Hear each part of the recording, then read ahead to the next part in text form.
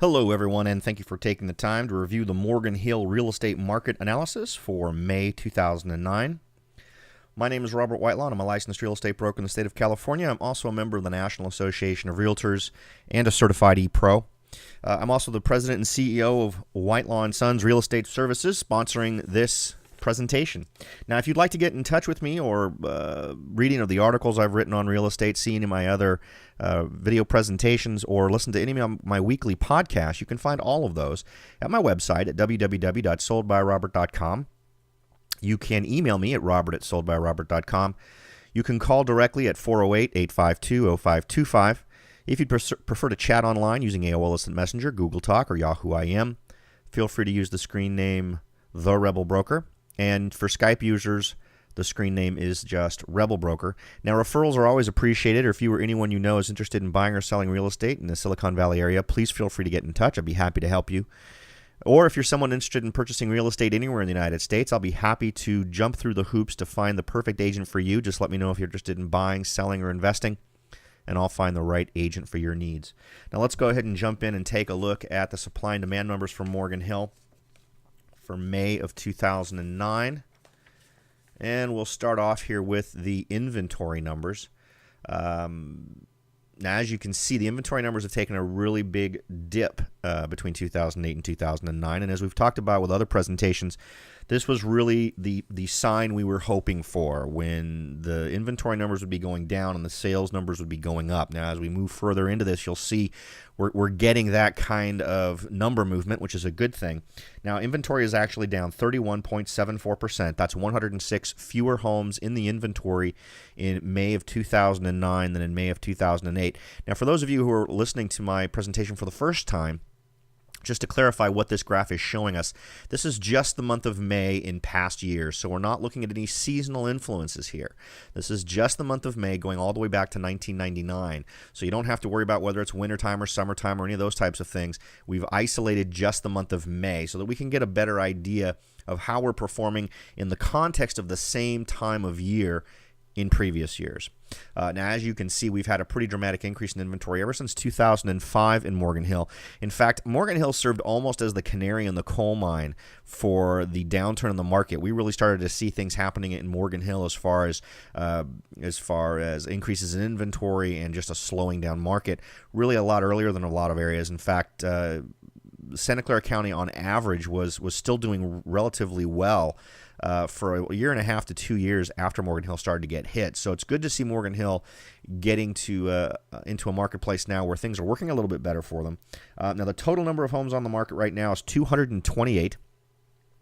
If we look at the next bar here, this is the green bar, and this tells us how many homes were listed in the month.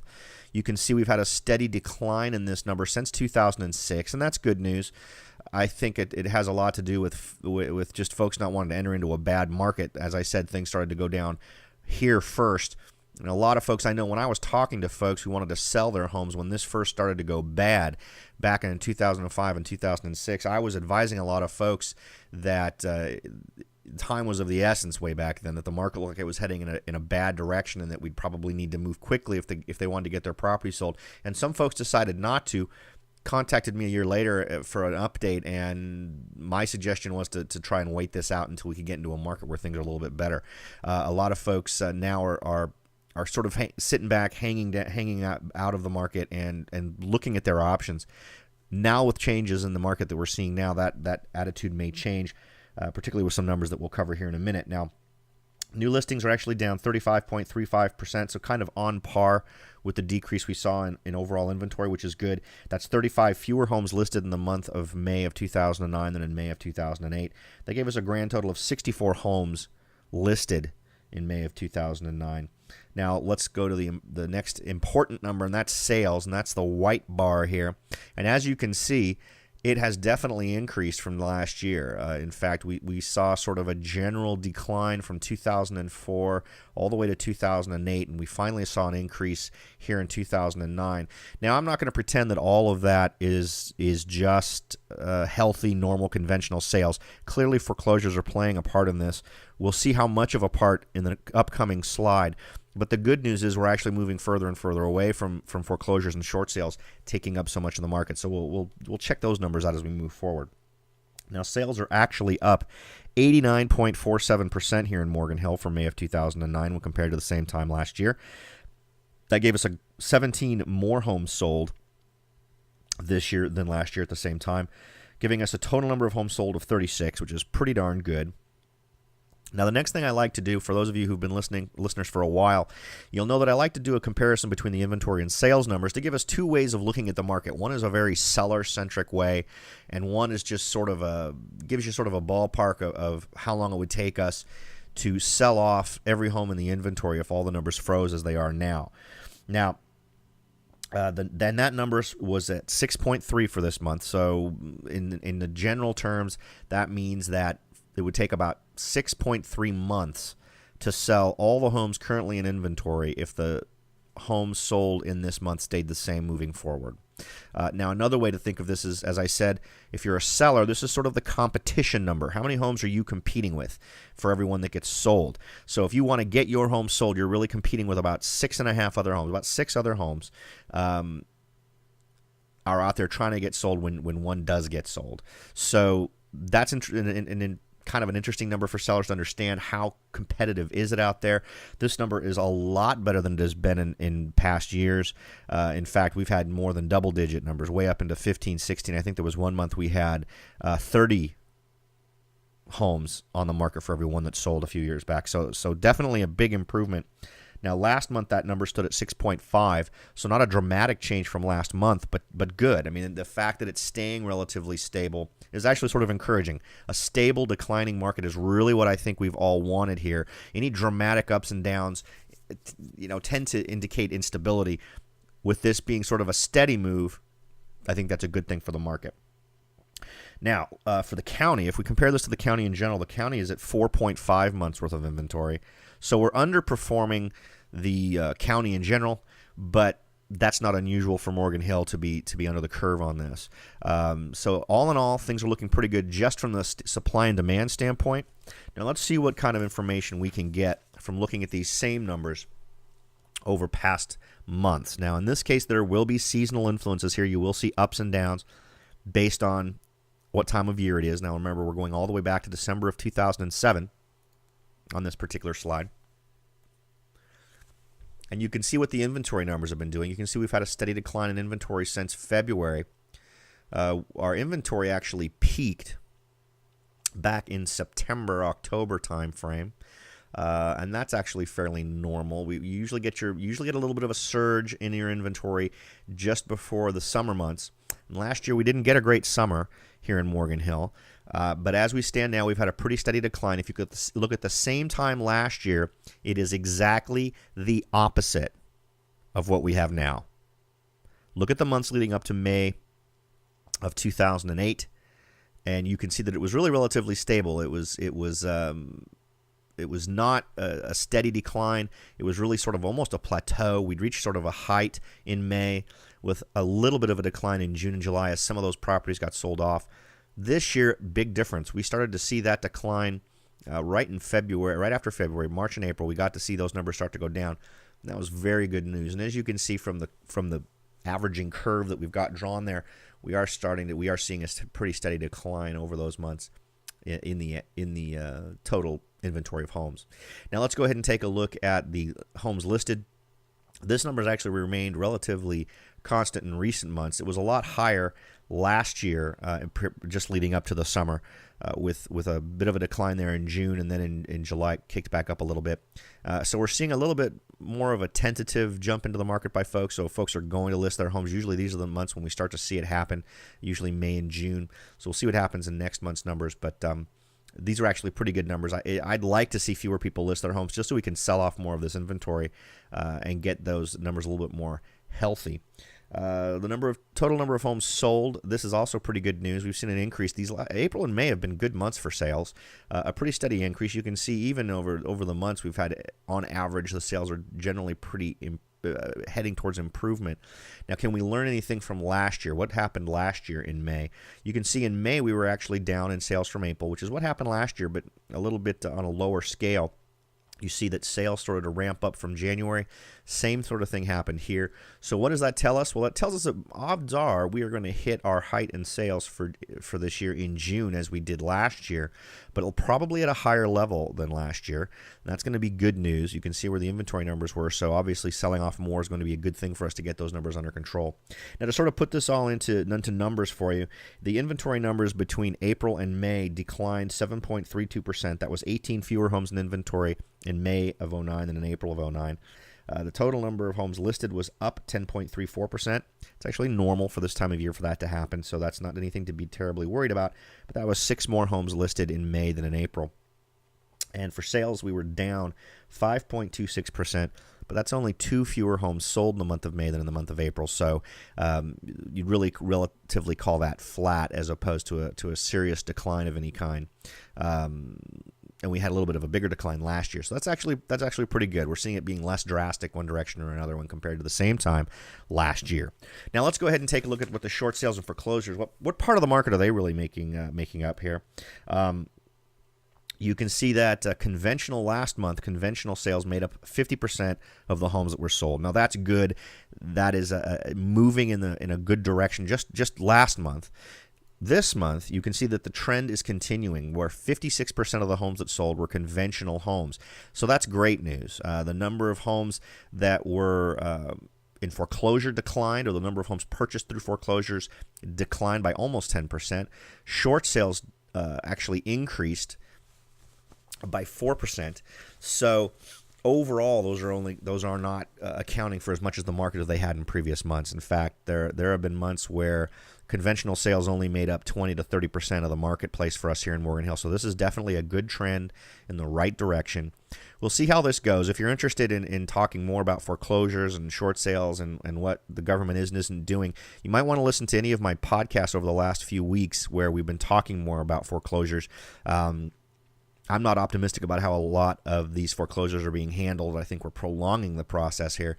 But that's something you can check in on your own if you want to go look at the podcast. Now let's go ahead and take a look at home prices. I think this is one of the things everyone wants to see. It's probably the first piece of data most people think of, whether you're buying or selling a house. That most important number is how much am I going to pay or how much am I going to get? So this is something everybody's interested in. And of course, this particular graph really tells the story. We peaked out in 2007 as far as price goes, and then we really started to see a drop in 2008, and that continued in 2009. Now, the average home price just from 2008 to 2009 dropped 21.79%. That's a dollar value drop of $155,348, and that gave us an average home price in May of 2009 of $557,618. So just give you a second to kind of soak that up. That's kind of where we stand. Now let's look at the median price here and see what we learned from that. Now the median price just gives us an idea of where the sales are grouped as far as volume is concerned. In other words, if you look back to 2002, you can see that the median was above the average price. Well, in that case, that meant that there were more homes. If there were 100 homes sold, that meant that 50 of them, more than 50 of them, sold above average price. Now, in our case, the median price is grouped lower, so that means that more homes are selling below average price than above it. That just sort of gives you an idea where things are grouped. When those two are right in line with each other or very close to each other, that usually indicates you've had a very even spread as far as price is concerned on what's been getting sold. Now, the median price stood at $504,000, and that was down 24.01% from last year. That's a dollar change of $159,275. Now, the highest priced single-family residential home in Morgan Hill was on 1620 Arguello Court, and that sold for $1,025,000. It listed originally at $1,175,000, and it was on the market for 11 days. I think that that's kind of an interesting indicator. It shows that the high end is definitely still active, because that clearly defines really more of the high end of the current market in Morgan Hill. But it shows that that there are buyers out there. If a property is in good shape, and even if it's at a higher price point, there are folks out there who are going to be able to afford to purchase those. Now, the lowest price home in Morgan Hill was at 16973 Sarah Jane Court. That home sold for $290,000. Its list price was $275,000. And yes, that did end up selling for more than asking price. That's a pretty aggressive price, and it was on the market for 8 days. Now, the average price per square foot in Morgan Hill for May of 2009 was $277.30. That was up from last month's average of $262.16. Now, let's go ahead and take a look at home prices over past months. This is going back to December of 2007, and you can sort of see the peaks, the jumps and falls here. Now, remember that because we have a relatively small sample of properties that sell each month in Morgan Hill, it can get pushed up or down by some very dramatically high or low prices. Usually it's the ones that are the higher price that tend to stand out more. And we've had a few examples of this, but clearly the trend is downward. From last month, the average home price is down the average home price is down 11.3%. That's a $71,003 change. The median price, as you can see, let's see here. The one, obviously, we've already seen the one for this month, but if you can see what the change is, you can see back in March we had definitely a lot more properties. The volume of properties were definitely below what the average was, indicating that a lot more of the lower priced properties were selling. Look back in January. That was a big foreclosure month for Morgan Hill. A lot of the prices at the lower end that were in foreclosure and short sale are getting sold. Some of these disparities between the average price and the median price are clearly the result of some of these aggressive foreclosure and short sale properties that are floating around out there. Now, the median price, as I said, was down 13.25%, and that was a $77,000 change from April to May. All right, now let's go ahead and take a look at how many days it's taking to get a property sold. Now, the longest days on market was 547 days. The next closest was 541. So what we're basically seeing here is a couple of properties that were on the market for a very, very long time, which is causing these average days on market to be artificially high at 104. Let me break this down for you so you can sort of get a feel for it. Now, a lot of folks will throw this number out there, and everyone runs away thinking, well, this is the average days on market. And in reality, knowing how it's grouped can sometimes be very helpful. Now, there was one home that actually sold in 0 days, which means it sold before it was ever even entered into the multiple listing service. We had 2 homes that sold in the first week, in the first 7 days. We had 15 homes that sold in 8 to 30 days. We had 3 homes that sold in 31 to 60 days. We had 3 homes that sold in 61 to 90 days. 5 homes that sold in 91 to 180 days, and 7 homes that sold in 180 or more days. So, those 2 at the top were sort of out there by themselves, and they'd obviously been on the market for a very long time. Now, 50% of the homes that sold in less than 30 days. So, a lot of this is going to depend on you. It's going to depend on your agent. It's going to depend on how well how much effort really you put into marketing your home. What we're basically seeing is a situation, and I've talked about this before. If you're a seller in a market like this, you need to be the best in class. So in preparing yourself for what price you think you're going to be able to get, you need to look at first what has sold, of course, clearly. But another important number is to look at what your competition is. Homes with your square footage, your amenities in your area, how much are those homes are being asked for right now? And if the market analysis that shows homes that sold tells you need to price yourself $80,000 to $100,000 above everyone else in your feature bracket, so the same square footage, same everything else, don't buy that number. You have to be competitive with the homes in your marketplace, and a lot of agents are not really. I don't think a lot of agents are paying enough attention to that or explaining the importance of that. I mean, think of it as a buyer. One of the first things I do when I'm trying to help a seller get a home sold is that before we decide how to sell your home, let's figure out how people are buying homes right now, and make your property fit into that template of what buyers are looking for right now as closely as possible. So in order to do that, you really have to go out and see what buyers are seeing. And this is an ongoing process. So if you're a seller trying to get your home sold and it still hasn't happened, you should be hearing about every new home that lists in your neighborhood, every new home that's competitive to yours.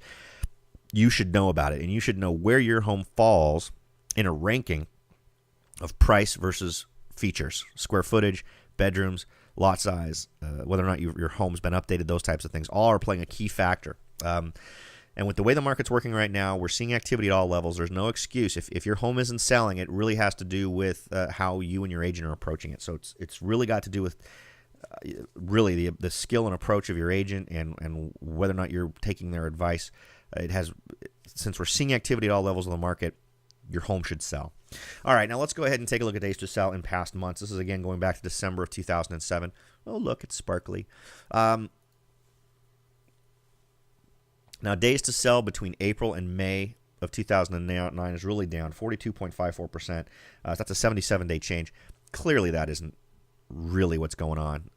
It's another one of those situations where we see huge, several really long-term properties finally getting sold last month. And of course, the average shows you this, that despite the fact that these last few have been a little bit depressing, we're generally heading down, and that tends to be the case. And just to sort of warn you, a lot of the times you're going to read in the newspapers or by pundits, and they're going to give you these numbers, and they'll say, "Oh, we're upset because it's taking much longer to get homes sold." Well, a lot of that has to do with the fact that you have properties that you have an increase in sales. So when good news comes into the marketplace, as in the form of increased sales in this case, a lot of times what that means is that you're selling off properties that have been on the market forever. So as you increase sales faster than you're putting homes back on the market, which is what's happening in this case, you find that you get an artificial increase in days on market because it's actually a number that sounds bad. That's a side effect of good news. So don't let this particular number really throw you into a depression. If you're someone thinking about selling your home and thinking, "Oh my God, I don't have 100 days to get this home sold. I need to be sold in 30, 60, 90 days or less." That's distinctly possible, and a lot of that's going to depend on your agent. I know I'm hesitant to having a client tell me I want my home sold in 30 days in a market like this and say we can do it. Now, if you let me implement my plan the way I think it needs to be implemented, yeah, I think I can sell your home in 30 days. That's always my goal, to have a home in escrow within 30 days or less. And if we have a meeting of the minds on how to achieve that, then I'm usually okay with that.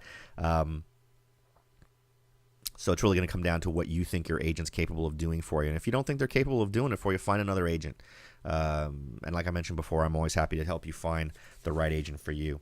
All right, now let's go ahead and take a look at where these homes were located. Are we seeing any groupings or anything else? Well, for those folks not familiar with the Morgan Hill area, there's a few interesting neighborhoods. Now, over to the western end by Anderson Lake, really nice neighborhoods. They tend to be homes huddling right around $1 million plus. We've seen a lot of great deals in those areas. Holiday Lake Estates and Jackson Oaks are both on the sort of right on the edge of the Lake Anderson right there. Not a lot of activity there. Only 3 homes sold this month up in that area, and that's a little bit of a surprise because it's very desirable.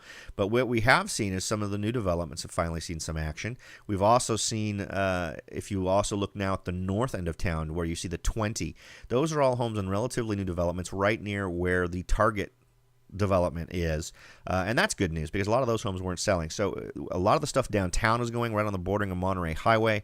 Some of the newer places right there as they get closer to the 101. So I'm not seeing a dramatic regional increase in one area or another, but I think it's interesting to kind of see where these are to give you an idea of where most activity is. It looks like most of the activities actually happened on the west side of the 101. But I'm not. I've seen just about all of these homes that have sold, and I'm not seeing a trend really that's going to give us any better information on what's going on with Morgan Hill. All right, now I do appreciate you taking the time to listen to everything I have to say on these subjects. I hope these numbers have been helpful for you. I'm not going to waste your time by reading off all this contact information. Again, I just put it up here so that if you are interested in getting in touch, you have got all that information right at your fingertips. Thanks again for listening. I look forward to talking to you all next time, and have a great month.